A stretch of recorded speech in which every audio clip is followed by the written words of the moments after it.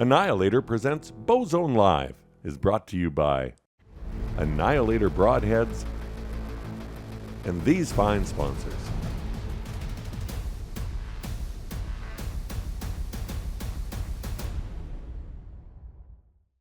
Welcome to Bowzone Live, presented by Annihilator Broadheads. I'm Tom Gazzola.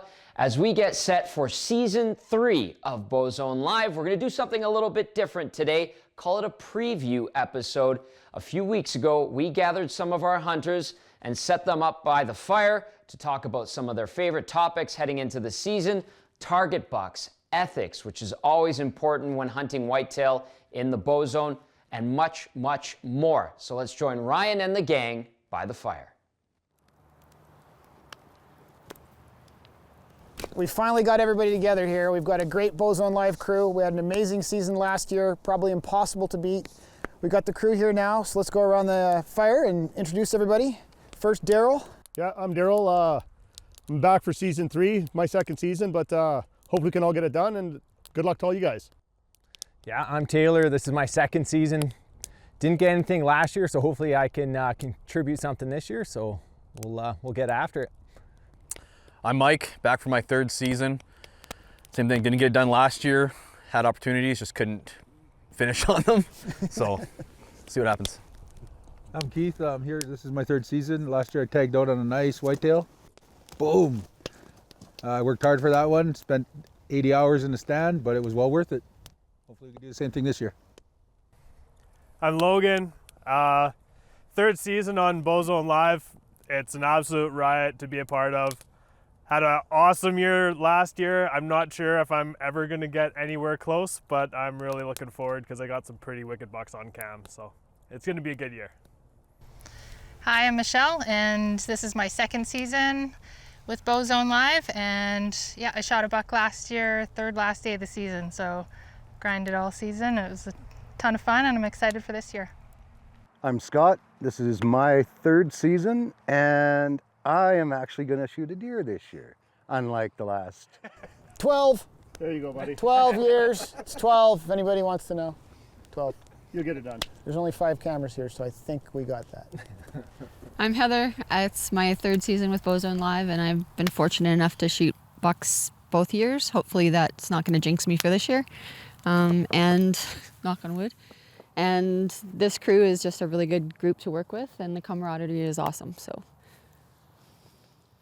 And I'm Kevin. This is my same thing. Heather and I have been with now. This is into our third season. I managed to score last year, but we'll see. We don't really have too many target bucks lined up, but we're really excited to see what happens this fall. Also joining a new member, Sam. Hi, I'm Sam. I'm the new guy. I'm the new old guy of the group, and I'm looking forward to a very cold November. Sam comes from the old guard in the bow zone, so you guys like Jim Hole, Jay Kemp, and a lot of the guys that you grew up hunting with. So it's really cool to have Sam here because this is basically the second chapter of a very big group of bow zone hunters. So it's awesome to have Sam. Sam had a pretty bad tree stand experience, and now is still out there in the field hunting and is a fish wildlife officer, right? Conservation officer.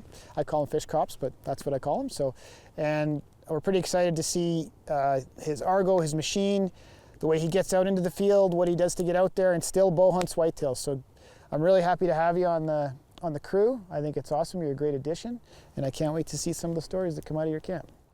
Thank you. I'm excited about it. Okay, so it's October 22nd, and things are starting to heat up.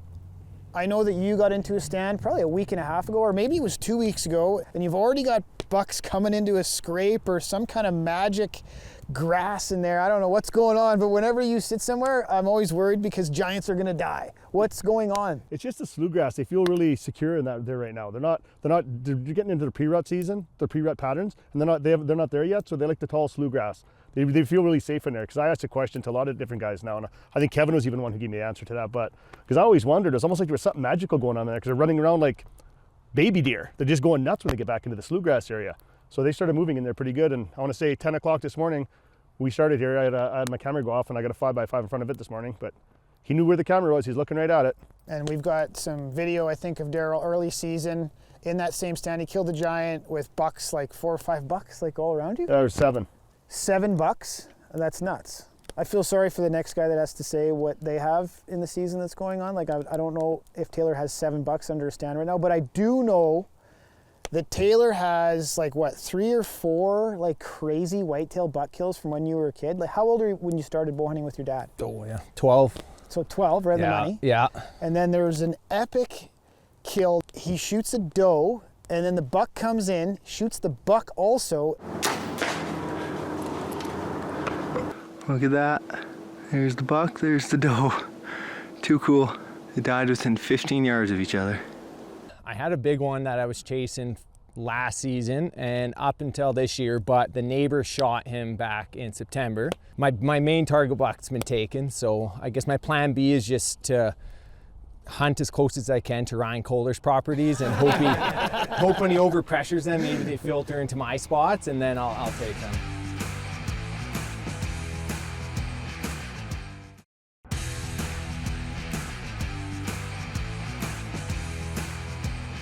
Mike, how's it going? Oh, it's going. How's the tree saddle? Let's talk about the tree saddle. I know that the soft hands, sunglasses, tree saddles. Yeah. This is sort of That's slowly. thing. We've nicknamed you Corey Hart. I see. Which is okay. You got to own it, right? Yeah, fair. It's a good, hey, you get a nickname. Yeah. That's cool. The French Corey Hart. The French Corey Hart, even better. So what's going on? I know you did some scouting. You went for moose. Yeah, been after moose. Haven't really sat much for whitetails at all. I think I've done like half a dozen sits, maybe even a handful of sits.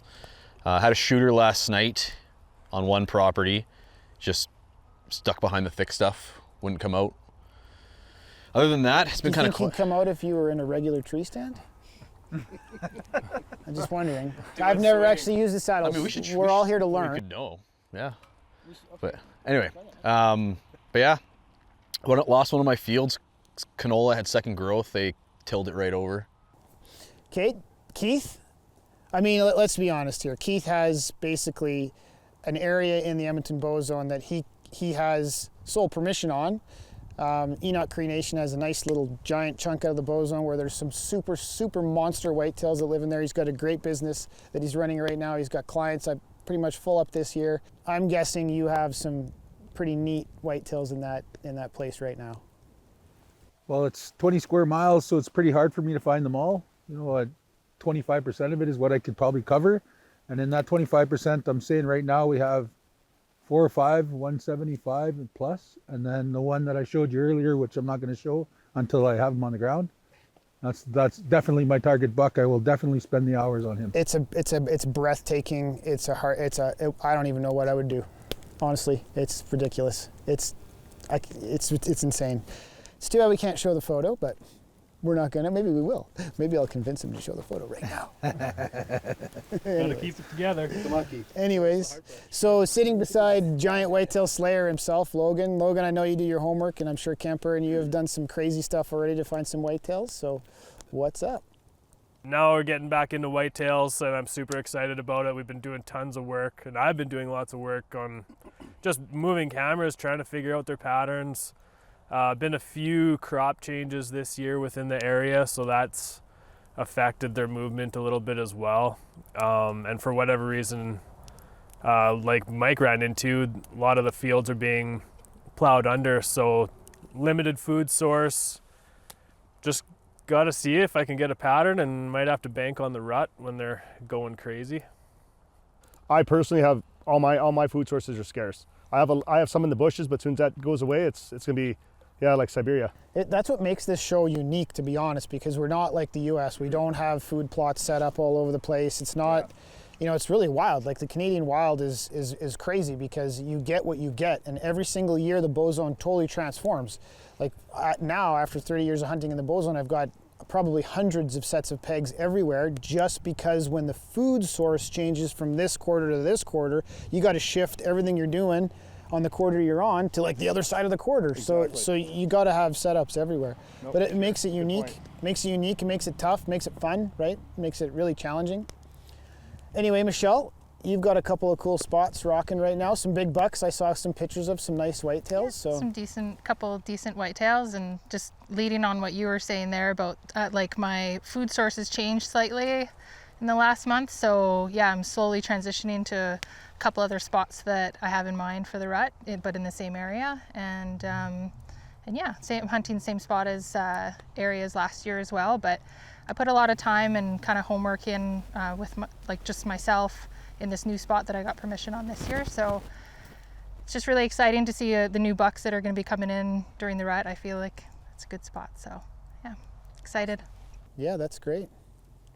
Well, Scott, we actually pulled a hunt out of the archive a couple days ago. It was a 6x6 giant whitetail that just walks in to go hit a scrape and then perfectly turns, comes back into Scott's lane, puts its head behind the tree so it can't see him at all, and then, you know, boom, camera's on him.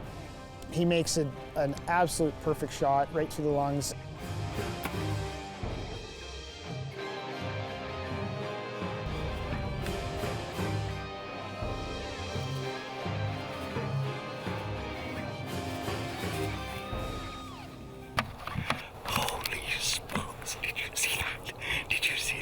Just 10 rings him. Like, I mean, it is awesome.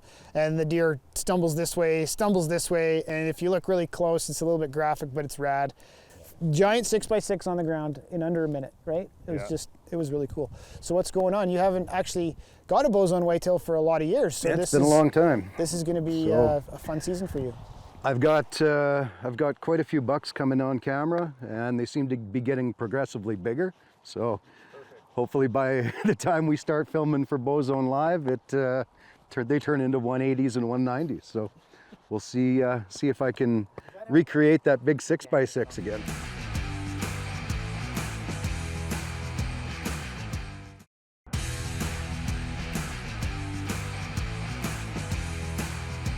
Well, Heather and Kevin, you and Kevin are always into some fun stuff. I know there was a new permission. I think that was pretty exciting for both of you. You put all the time and energy into the stand, and then you're at the base of the stand, you're looking at it, you go up in the stand, you look around, feel really good about it, and then you get to go in for those first few sits, and it's like everything's new. Like, how do you beat that? You can't beat that. No. You can't beat that.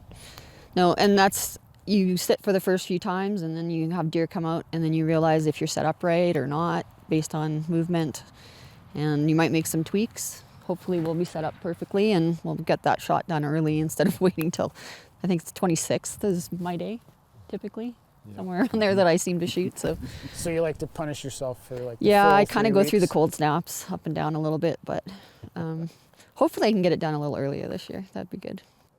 But that's a challenge, you know, whenever you pick up a new property, it's one thing to look at it and say, structurally, this looks phenomenal.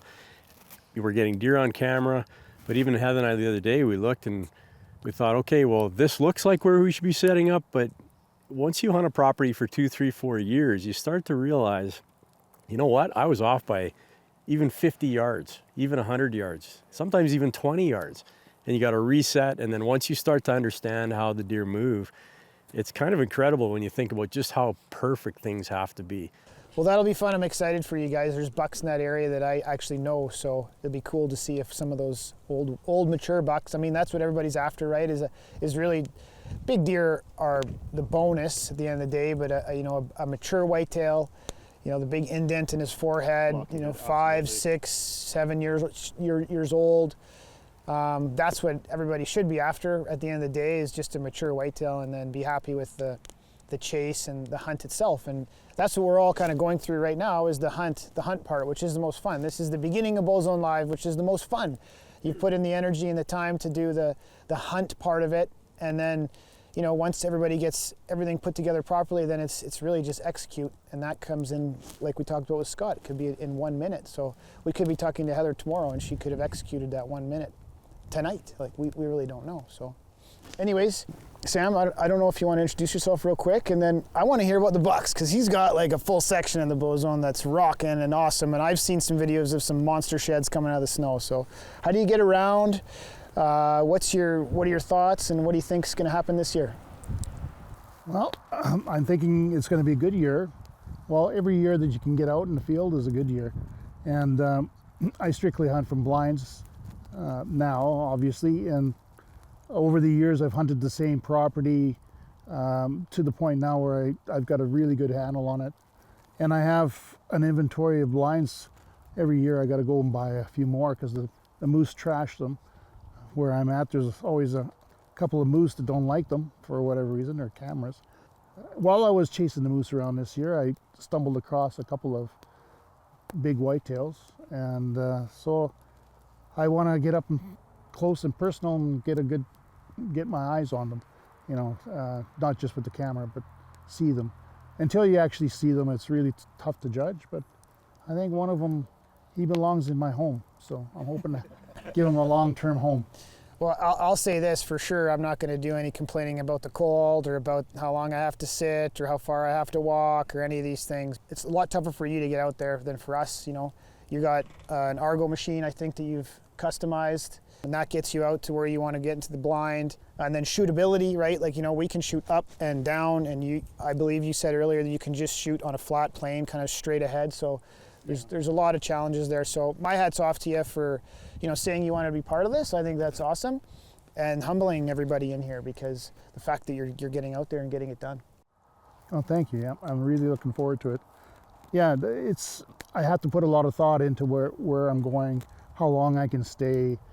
The weather is really important. The wind, all those things just become magnified when you, once you're set up. It's not like it can just move. Oh, darn, you know, the wind's changed. I'm pretty well there for a few hours, whether I like it or not. So yeah, I've got to really put some thought into it before I go out. The challenge is nothing that can't be overcome. If there's people out there that are watching the show or big fans of the show and might be in a position and a condition like I am, that think they can't do it, well, you can do it. You got to put some thought to it, be safe, and hopefully hunt with someone and let people know where you are, and have a partner. It really helps. I generally hunt by myself if I can, but to get set up I need help, and to come out I need help. So don't be afraid to ask a friend to go with you or to come with you. But anybody can do it. It's just get the right equipment and keep warm.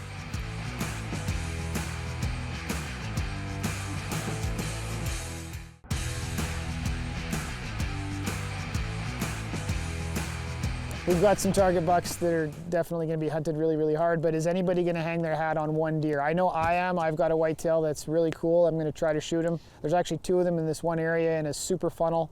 We call it the death trap. Gunther and I set it up. It's really incredible. Gunther's not here right now because he had surgery last night on his back, and they pulled out like a chunk of really, it looks like an alien. And I got a picture of this huge whitetail last night, like at the same time, so I'm gonna call that deer the alien, I think, because Gunther helped me put the stand up and set the whole thing up. And the other deer's splits. We've known him for 4 or 5 years. Is anybody else gonna hang their hat on a whitetail like that? I think, Logan, you were saying you might. Yeah, you know, I swore that I wasn't going to do that again because chasing Ricky for 4 years absolutely took everything out of me, and I ate a lot of tags due to that. As much as I said I wasn't going to do it again, I think I'm there because I have a deer named Charlie who's kind of blew up this year. I've known him for a super long time, very similar to the kind of the Ricky story. He's not that big, but he's still a great deer. And I don't know, for some reason I just like picking my target and going after it, but it's kind of driving me nuts already because I know I'm gonna have to let a bunch of good ones walk. Okay, well, we talked a little bit about target bucks, but I know that Keith probably has a target buck. I don't know if he will stay on his target buck. Do you sit on a super giant, or what are you gonna do? Well, he's a good buck for sure, and I'd like to get him, but it's going to be tough because there's a couple other really good bucks in that area. Like, how do you let a 180-inch deer walk by? That's the hardest part of, you know, if you want to kill the 200, you got to let the 180 go by, right? And like I said, that area right now, it's really hot. There's still feed, still green alfalfa. The second cut's still sitting there, so hopefully they don't touch that. And I'm pretty sure those deer shouldn't leave that area. There's lots of does in that area, so should be pretty good. I should get a shot at them. Okay, so a big part of the show is making sure that we do everything ethically. We take ethical shots. We have a code of ethics. I mean, I don't know Kevin, if you have something you want to talk about real quickly or touch on that's really important to you. Yeah, I think that the code of ethics that we have as a group and as a group of pretty serious bow hunters, that's important. But I will tell you this, ethics and etiquette, even in the bow zone with other hunters and landowners and so forth, that's a really big thing. And I think it's worth talking about a little bit, because I know we've all had our own challenges, and I know in the bow zone especially, everything from trespassing to baiting to all kinds of different things. I mean, I could tell you stories forever about things that I think are very unethical, and I know we all deal with our own challenges that way. I know Logan's had his issues too. Yeah, absolutely. I mean, I'd like to reiterate that too. I mean, it's not only your personal ethics that you're bringing to the field, but if you see another hunter out there, give them that common courtesy. If they were there first, or if you can work together and work something out that it works for both parties. I mean, that's what it's all about. We don't want to be messing up our fellow hunter because, just out of greed or out of spite or out of something like that. We want to work together. I mean, at the end of the day, it's the hunters that have the other hunters back, and we're all in this together, so we should be on the same team. So it's important to keep in mind. Yeah, and I think one of the things that we all really deal with, some of us are on bigger properties, where there's lots and lots of bush. Some are on very small pieces. Some are, that's the nature of the bow zone. We're often hunting near development. So sometimes near acreage developments, sometimes closer to farms and that sort of thing. And there's other challenges with that, everything from people walking dogs to, I know some of you guys have had those experiences, and to people riding dirt bikes, people riding quads, ATVs. Trespassing is becoming more of an issue for sure. The biggest thing that I'm taking away this year is really trying to be dedicated to that 40-yard shot. So that 40-yard, broadside shot, quartering away shot. Like, I'm not going to be shooting anything further than that. I really have shot most whitetails at 20, 25 yards. It's never been really any further than 40 anyway. So just making that rule, I think will help with, real good, clean kills. Practicing, we've all got great broadheads, great equipment. And so we know that the equipment's going to do the job, right? But then it's also up to us to make sure that we take those shots that make sense.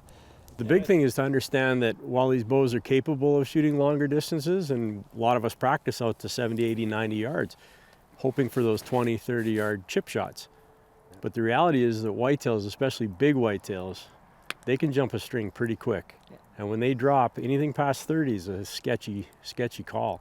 If they're looking at you especially. We try real hard to keep our shots under 30. I actually really don't turn my bow up ever anymore. It's always low, right? I shoot elk and moose and whatever else with low poundage, and make sure that I dress up with the gear that I'm going to wear and make sure that it's still hitting in the same place. Like, just shooting a lot, really. It's always my biggest thing, right, is practice. And then if you get a chance, take out kids, take out young people. We want to make sure that they have a great place to hunt. We want to make sure that the sport of bow hunting continues, and that really will stem from our code of ethics and making sure that we stick to it and making sure that it's there so that we can hand it down to them. So I think that's probably the most important part of the code of ethics, to make sure that it's handed down.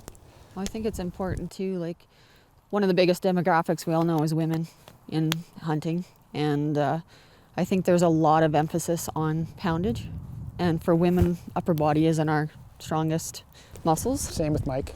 So I think it's important for us to know as women that we can shoot elk and we can shoot moose and that stuff. We don't have to pull the big poundage. The bows nowadays, the kinetic energy with those bows is high. So if you pull 40 pounds, 45 pounds, you can still shoot an animal, but placement is key. And so you have to understand the anatomy of the animal, and you have to understand it from different directions. One of the best things Kev ever taught me, and I know I said this last year, was think exit. So what angle do I need to hit that deer to take out vitals and be the most ethical shot? And my goal is that the arrow exits behind the shoulder, so I get a bigger blood trail. But if it hits into that far shoulder, it's still okay, as long as I've taken out vitals en route. I'm going to actually lower my poundage, and that's something I'm starting to do. Come November, I'm going down 3 to 4 pounds, and that's a product of getting older.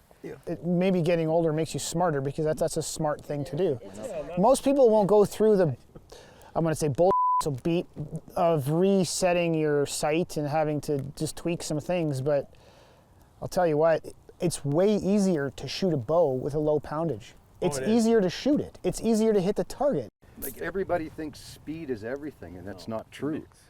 The more speed you're pushing and faster you're pushing an arrow out of a bow, the more one little mistake, one little movement, one little tweak the wrong way with your hand, with your release hand or with your bow hand, it multiplies that mistake, we'll call it, by 10 or 20 times. The first time I learned that was in Africa. I ended up having to use Heather's bow. Something was wrong with mine. Couldn't get it fixed. And I shot an oryx, which is equivalent of a bull elk in terms of body mass. And that arrow just buried right into that oryx. And you're right, your accuracy becomes that much better. Your kinetic energy is great. Yeah, but you become a better archer. Once you have that accuracy and you have that comfort where you can draw it easier, hold it easier, shot placement is everything. And your shot placement will be that much better. Okay, so we do have a conservation officer right here sitting with us. What do you see, let's say as a rule in Alberta, for issues when hunting season comes around? That's an easy one for me. Considering the areas where I've worked and where I live now, the biggest complaint that we receive is trespassing. It's people on quad, you guys hit it right, quadders, even people that are just unaware that they're even trespassing. People walking their dogs, people riding their horses. All these things affect legal hunting. We all know how much work you have to put in to keep relations with landowners, and you go through all that trouble, and then you think you've got your area all set up, and then you didn't take into consideration the dirt bikers that are going through, and yeah, that's an easy one. In other places, public land where there's less people, that's less of a concern. But you get around the urban areas the Bowzone particularly, that's your number one problem. A lot of people think that it's bow hunters or hunters are the problem. It's not hunters. Hunters typically, they go through and ask permission. They know what the consequences are if they don't. But it's all these other people that don't bother. They don't respect the landowner's rights.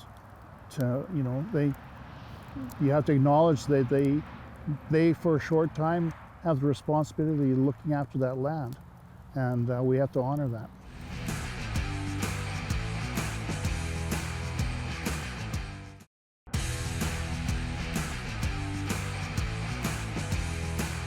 Welcome back to Bowzone Live, presented by Annihilator Broadheads. You're watching the Season 3 preview episode. If you're just joining us now, we grabbed all of our hunters and had them chat by the fire to discuss the upcoming season.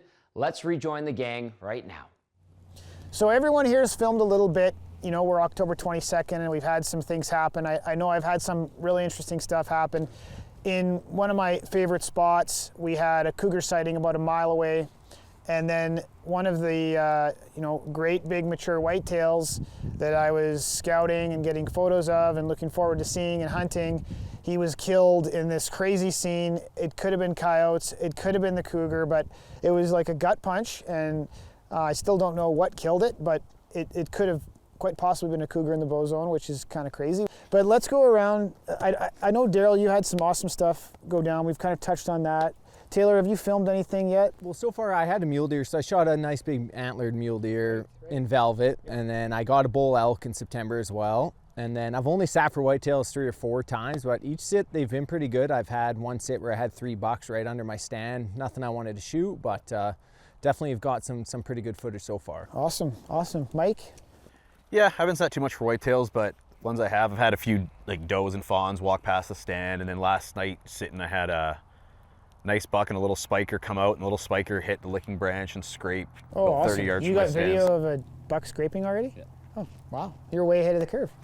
Good job. job. It's a spiker. Good job. Something. If anybody here kills a monster whitetail or a big mature whitetail, I should say, I hope it's Mike, because he deserves it. He's been working really hard to try and kill a nice big whitetail for a lot of years now, so it's his time. Sure. And you know what he's going to need to do? He's going to have to get Adam Hayes' Moon Phase app, because it's a great sponsor. It's really cool to have Adam Hayes sponsor this Bowzone live show. I know he comes to Bowzone and hunts it, but Mike, we're going to get your phone hooked up.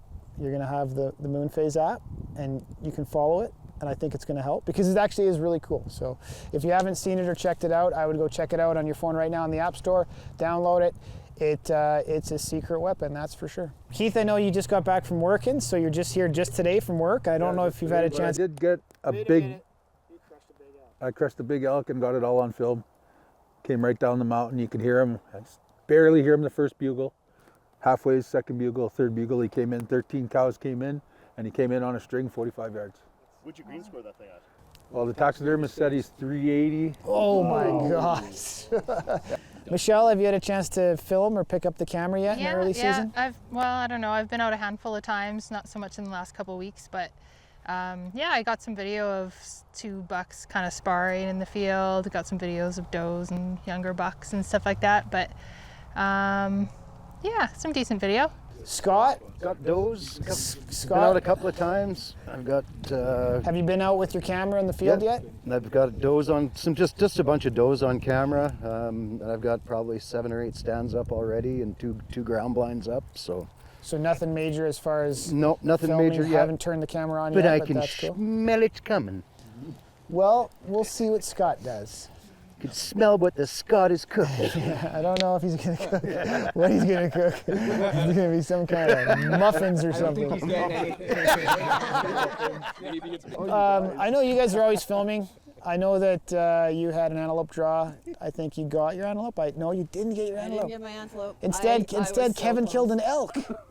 He did. I told him to go. So I had close opportunity. It's not that I couldn't have shot an antelope. I just didn't get a crack at the one I wanted. I had some that I'm sure were over 80 inches that I was chasing, and got very close, but just couldn't quite close it. So.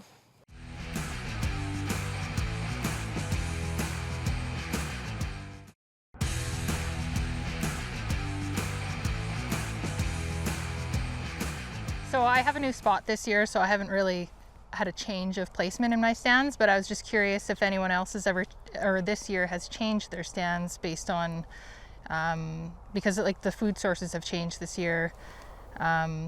If you were situated in the bush last year and now you're closer to the food, like have you changed your spots at all? Personally, I would, Michelle, but I don't have any food around me at all. So no matter where I go, it's still going to be a guessing game. Has that changed for you this year though, with traffic at all?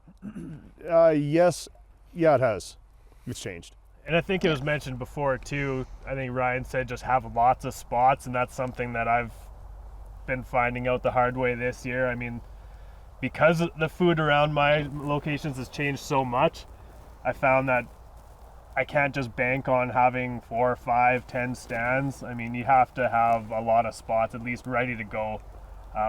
Versatile. And you don't mean spots, because not every hunter can have 10 spots. I mean, I've been hunting the Bowzone for 30 years. That's why I have 5, 6 spots, right? But actual pegs in trees, stand locations. Exactly. Because instead of the west side of the quarter, they might be, more on the north or the east or whatever direction. So, you just got to keep on doing your homework and get as close as you can.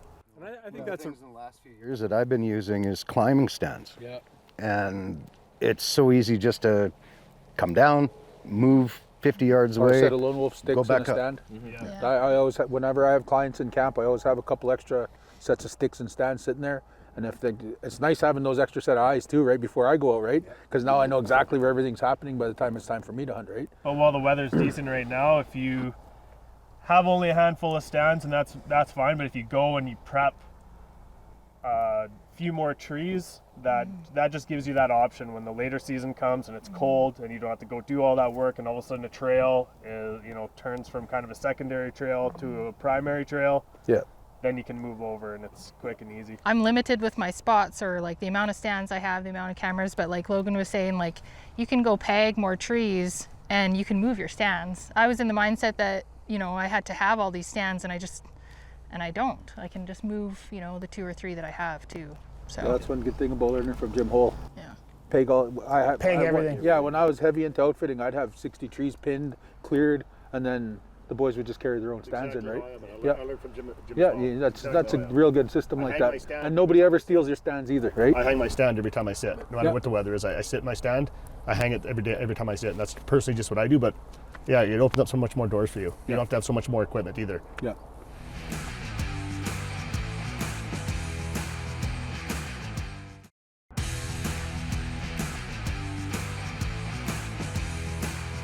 Okay, so let's talk a little bit about the funnest part of this time of year. I mean, what probably most people that are watching this show really want to hear about, and that's the deer, the whitetails, the star of the show, the best part of Bowzone Live are the animals. I mean, today a lot of the people here, and it's October 22nd, are seeing some of those big bucks moving through funnels. They're seeing big bucks on scrapes, and that's really what it's all about. It's starting to feel like that time of year.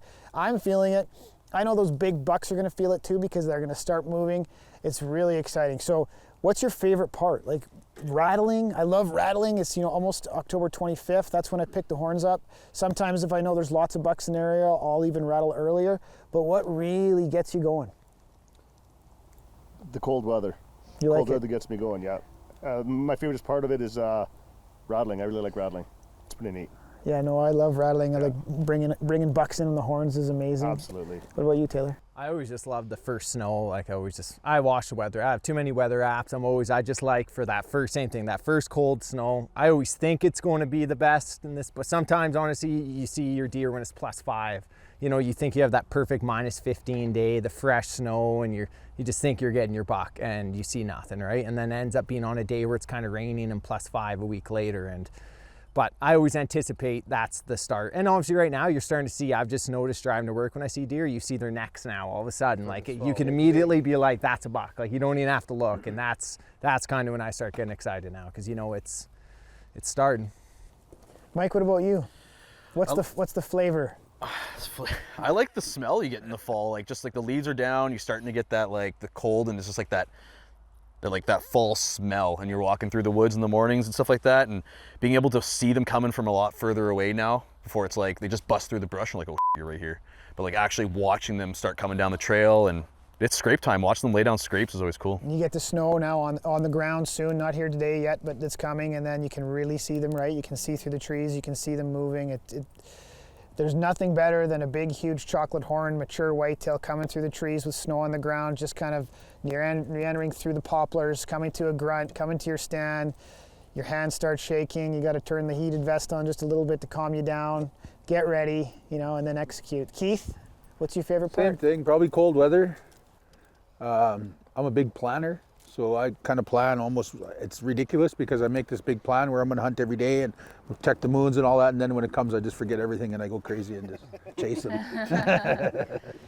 What about you, Logan?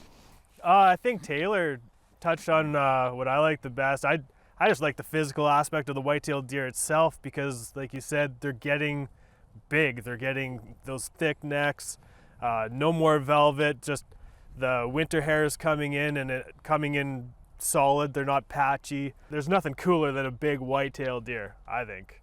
So I'm pumped to see some, and definitely there's some sign that's popping up out there. I don't have actually a ton on my spots yet, but it's any day it's gonna blow wide open, and I'm excited. Michelle? Kind of all the same thing. Like you were mentioning with the snow, I love, you know, after a fresh snowfall, walking in and seeing fresh sign on a new scrape after a snowfall, or even seeing snow on top of buck's head when he's walking in, or just a change in temperature, you know, like it's going to be a good morning. And this morning I lightly rattled. I was talking with Jim and he was saying Taylor lightly rattled this morning, little 4x4 came in. That one for mid-November, just to get it on camera. Yeah, I lightly rattled a couple times this morning. So just the change and knowing that everything's kind of slowly transitioning and coming, you know, we're just progressing into the rut. It's fun, it's exciting.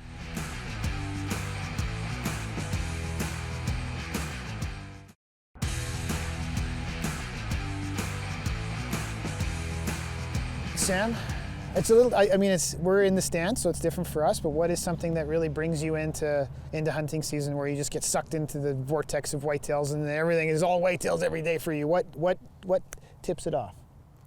I think for me, you know, I've been at it for a long time. It always gets to me when the leaves drop, and a sense of quietness, the outdoors changes. All the people that aren't serious outdoors people, they go away. They go into their homes and their apartment. It's too cold now. Only the true hard outdoorsmen and outdoors women are left out there. And that's the big change in that, the deer. Whitetails now, you're dealing with a different animal. Now you're talking about a big, muscular, strong, testosterone-filled animal, and it's a whole different ball game. I really look forward to that. The scrapes start showing up all around you, and the food sources are limited, and they have to eat more, and they start to be visible more. It's nice to see them. Scott, what do you got? Yeah, again, I think we all do this for the same reasons. The pursuit of an amazing animal, one that's very hard to harvest, especially mature bucks. The solitude, the ability that we can actually start calling and rattling now, start bringing the deer in. But I mean, it's like a fraternity of bow hunters. I mean, we all do this for all of the same reasons, and it's amazing to bring this many people together with the quality and the abilities that everybody here has. So I think this is going to be an amazing season this year. Kevin and Heather? I think it really hits me when I'm walking in at 5 o'clock in the morning by myself and you've had that fresh snow and it's just quiet because there's no crunching. It hasn't, melted and thawed and then hardened up again. So it's so quiet. And then the other thing that gets me is when you start seeing the scrape lines and the bucks are going on the scrape lines, and then when you rattle or you see young bucks sparring, it's really fun to watch a buck push each other up and down a hill. I've seen that at 80 yards and it's pretty incredible. We wait 335 days for this to start. And then we've got 30 days of potential mayhem. And for me, it's, watching and listening to a buck crunching the leaves as he's walking in, or completely the opposite. Dead silence in the powder as a giant whitetail. He's pushing snow with his feet. I mean, that's just the coolest thing ever. Yeah, There's nothing that compares to that. And then to be able to get a shot, that's it, Or they're raking their antlers in the licking branches. Sure. That's pretty cool. I guess I'll leave you with this. Is one of the coolest moments is getting in the stand in the morning. It's still dark, light's just coming up, and then you hear a grunt. And you go, yeah, this is going to be good. Or a clack. You hear a grunt, and then just a little bit of walking. So you're in the game. This is the end of the show. Thanks for watching our first roundtable of Season 3 of Bowzone Live. Stay tuned. In a couple days, you're going to be able to watch everybody hunting, and hopefully we're going to shoot some big, mature whitetails. A big thank you to Ryan and all of our hunters for doing that fireside chat. Clearly, they are excited to get going right here on Bowzone Live Season 3. Next episode, when you join us, you'll notice things have changed weather-wise, a drastic change. It's gotten a lot colder. However, things in the stand are just heating up. Our hunters will be in the field next episode, so be sure to join us as Season 3 kicks off here on Bowzone Live, presented by Annihilator Broadheads. Annihilator presents Bowzone Live is brought to you by Annihilator Broadheads and these fine sponsors.